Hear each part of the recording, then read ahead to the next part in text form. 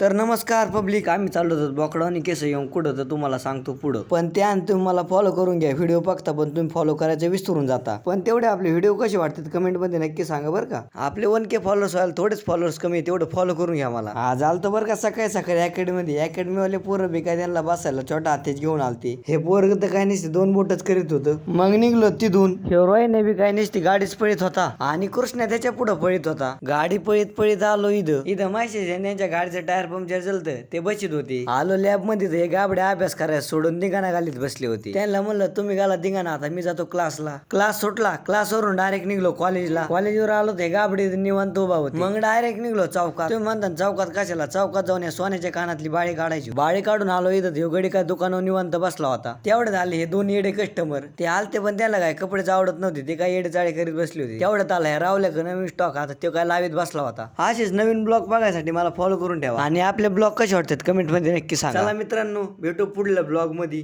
Bye bye.